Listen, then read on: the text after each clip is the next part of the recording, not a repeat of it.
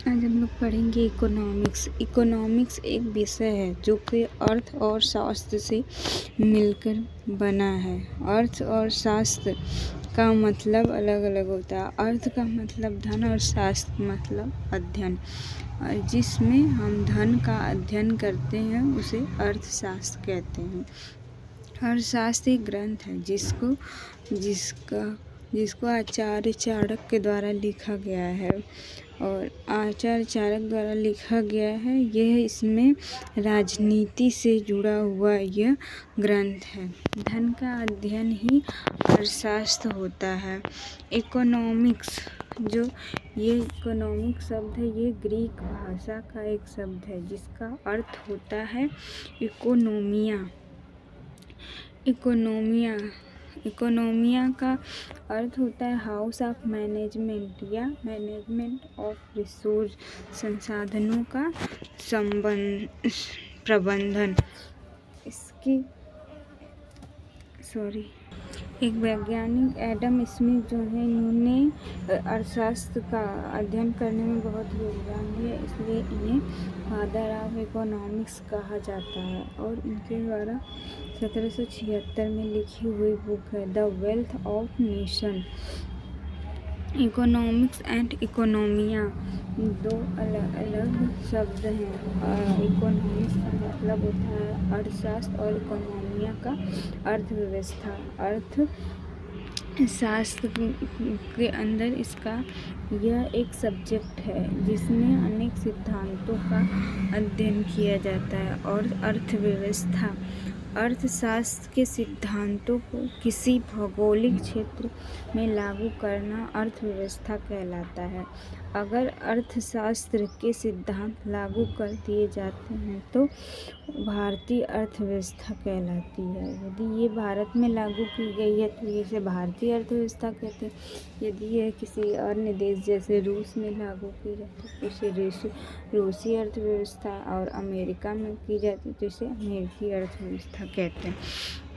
अर्थशास्त्र के सक्रिय रूप को अर्थव्यवस्था कहते हैं। Type of economics. Ragnar Greek ने इसे 2 पार्ट में डिवाइड किया।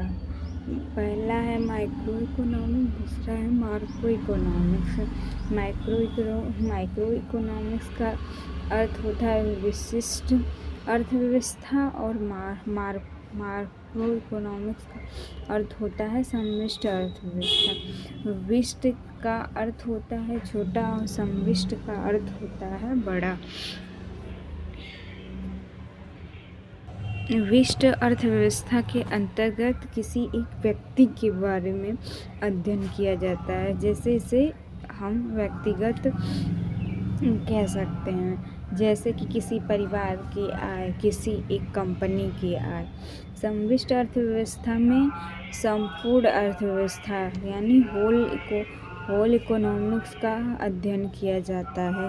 जैसे कि नेशनल इनकम, एम्प्लॉयमेंट, इन्फ्लेशन, आय व्यय और उपभोग का अध्ययन विशिष्ट अर्थव्यवस्था के अंतर्गत आता है। कीमत तंत्र का कार्य करता है विशिष्ट अर्थव्यवस्था। आइए हम लोग पढ़ते हैं सेक्टर ऑफ इकोनॉमिक्स। अर्थव्यवस्था के क्षेत्र। अर्थव्यवस्था को 3 क्षेत्रों में बांटा गया है। आइए हम लोग अब देखते हैं आर्थिक गतिविधियाँ और धन के संसाधनों को कुल 3 क्षेत्रों में बांटा गया है। पहला है प्राइमरी सेक्टर, जिसे हम प्राथमिक सेक्टर या एग्रीकल्चर सेक्टर या तो कृषि सेक्टर कहते हैं। इसके अंदर प्राकृतिक संसाधनों का दोहन करते हैं, यानी नेचुरल रिसोर्सेज का अध्ययन किया जाता है। जो प्राइमरी सेक्टर होता है ये हमारे देश की जीडीपी में 17% योगदान है, जो कि सबसे कम योगदान और सेक्टर के मुकाबले इसका सबसे कम योगदान है। और रोजगार के क्षेत्र में इसका 51% योगदान है, जो कि अन्य सेक्टरों के तुलना में सबसे ज़्यादा रोजगार देने वाला सेक्टर है, जो वे प्राइमरी सेक्टर है। इसे भारतीय अर्थव्यवस्था की रीढ़ भी कहा जाता है।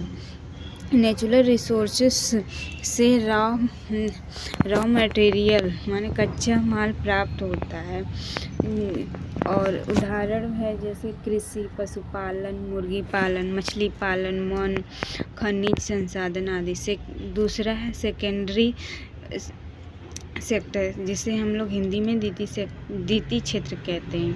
ये भी निर्माण का क्षेत्र है, जिसे हम मैन्युफैक्चरिंग सेक्टर भी कहते हैं। ये इंडस्ट्रियल सेक्टर माने औद्योगिक क्षेत्र के द्वारा इसमें कार्य किया जाता है, और इसे निर्माण या कंस्ट्रक्शन सेक्टर भी कहा जाता है। इस क्षेत्र का जीडीपी में योगदान 29% होता है, जबकि रोजगार देने में 22% योगदान होता है। द्वितीय क्षेत्र में प्राथमिक क्षेत्र के रॉ मटेरियल का यूज करके हम लोग नई वस्तुओं का निर्माण करते हैं। जैसे कि गेहूँ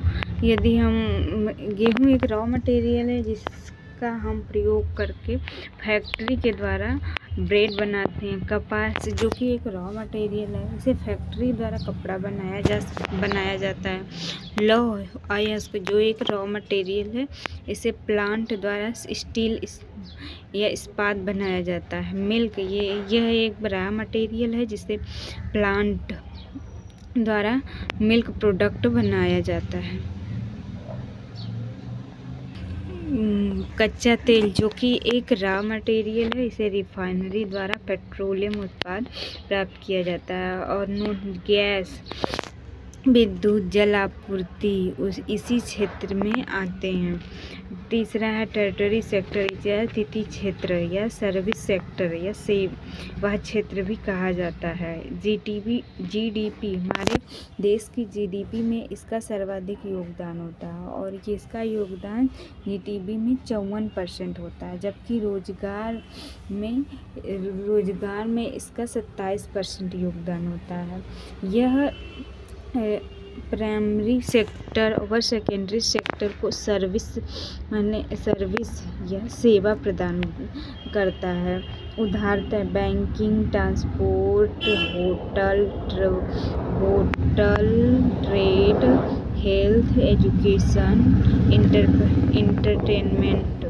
चौथा है क्वाटरी सेक्टर या चतुर्थ सेक्टर, इसे नॉलेज सेक्टर भी कहते हैं। बौद्धिक गतिविधियों को इसमें रखा जाता है, जैसे कि IT sector, information and technology, और रिसर्च एंड डेवलपमेंट में अनुसंधान एवं विकास क्षेत्र। आइए अब हम लोग पढ़ते हैं टाइप ऑफ इकोनॉमिक्स, जिसे अर्थव्यवस्था के प्रकार कहते हैं। पहला है on the basis of control, नियंत्रण के आधार पर इकोनॉमिक्स के प्रकार। फर्स्ट है कैपिटलाइज्ड इकोनॉमिक्स, माने पूंजीवादी अर्थव्यवस्था। पूंजीवादी अर्थव्यवस्था को मार्केट इकोनॉमिक्स भी कहा जाता है, अर्थात इसे बाजारी अर्थव्यवस्था भी कहते हैं। इस इकोनॉमिक्स में लिबरल इकोनॉमिक्स या उदारवादी अर्थव्यवस्था भी कहते हैं। इन संसाधनों पर नियंत्रण निजी क्षेत्र का होता है, जिसे हम लोग इंग्लिश में प्राइवेट सेक्टर कहते हैं। इसका उद्देश्य होता है लाभ कमाना, और इसका कैपिटल इकोनॉमिक्स का सिद्धांत सर्वप्रथम एडम स्मिथ ने दिया था, और इन्होंने ही हस्तक्षेप का सिद्धांत लागू किया था।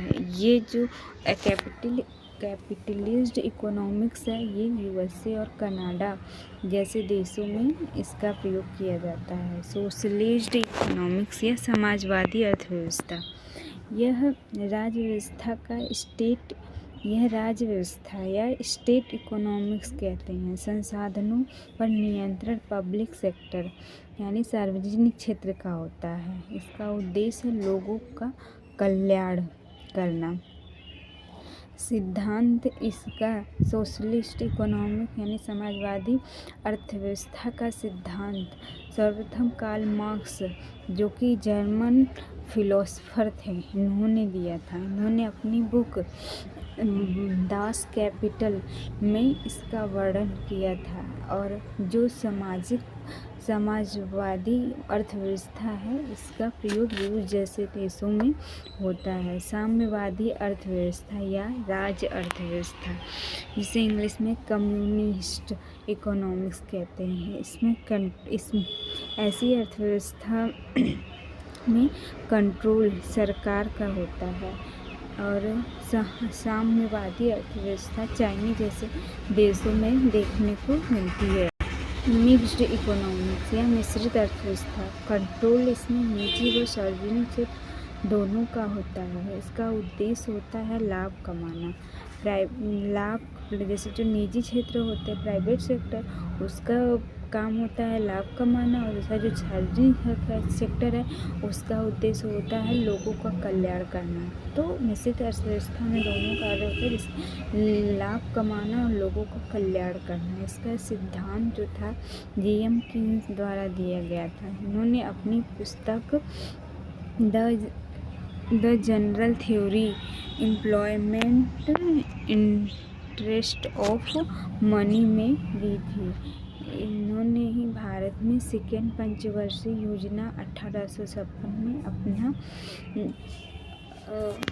विचार ये दिया था। आइए हम लोग अब पढ़ते हैं type of economics on the basis of relationship, संबंधों के आधार पर अर्थव्यवस्था के प्रकार। पहला, इसको दो भागों में बांटा गया है। पहला है ओपन इकोनॉमिक्स, दूसरा है क्लोज इकोनॉमिक्स। ओपन इकोनॉमिक्स को खुली अर्थव्यवस्था कहते हैं, जिसका अर्थ है कि आयात निर्यात, जिसमें जिसका मतलब होता है आयात निर्यात होता है। इंपोर्ट और एक्सपोर्ट दोनों होते हैं। विदेशी निवेश होता है। विदेशी निवेश बंद अर्थव्यवस्था, जिसमें विदेशी निवेश नहीं होता है, जिसमें एक्सपोर्ट और इंपोर्ट नहीं होते हैं। फैक्टर ऑफ प्रोडक्शन, उत्पादन के कारक, इसमें 4 फैक्टर होते हैं। लैंड, जिस भूमि जो होती है, इसका रेंट देना पड़ता है। लेबर, श्रम करने पर हमें वेतन मिलता है। कैपिटल, पूंजी लगाने पर हमें ब्याज इंटरेस्ट मिलता है। इंटरप्रेशन, उद्यमी को लाभ होता है। नोट, केयर इंडस्ट्रियल, आधारभूत उद्योग, ऐसे उद्योग जिन पर दूसरे उद्योग निर्भर करते हैं। जैसे इसको 8 उद्योग हैं जिन्हें पे लोग निर्भर करते हैं। विद्युत, इस्पात, तेल संशोधन शाला, कच्चा तेल, सीमेंट उद्योग, प्राकृतिक गैस, उर्वरक, कोयला आदि। एक नोट है कि पंचम क्षेत्र, समाज के उच्च निर्णय लेने का कार्य पंचम क्षेत्र का होता है, जैसे मीडिया, गवर्नमेंट, साइंस, यूनिवर्सिटी आदि। कॉलर जॉब, इसको निम्न क्षेत्र में बांटा। पहला है ब्लू कॉलर जॉब, जिसमें मजदूरी करना होता है। इसमें मंथली सैलरी नहीं मिलती है, और इसमें salary based on the hour, माने घंटों पर। वह जॉब में घंटों पर जो सैलरी होती है वो घंटों पर आधारित होती है।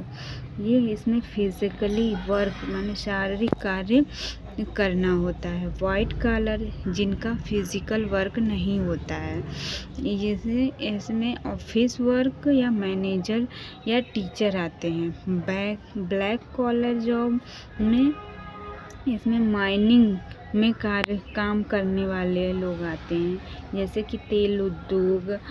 इसमें अधिक मेहनत वाला काम आता है। रेड कॉलर जॉब, सरकारी कर्मचारी आते हैं, इसमें मासिक वेतन प्राप्त होता है। ग्रे कॉलर जॉब, ऐसे कर्मचारी जो रिटायरमेंट के बाद भी जॉब करते हैं, उन्हें ग्रे कॉलर जॉब वाले कहते हैं।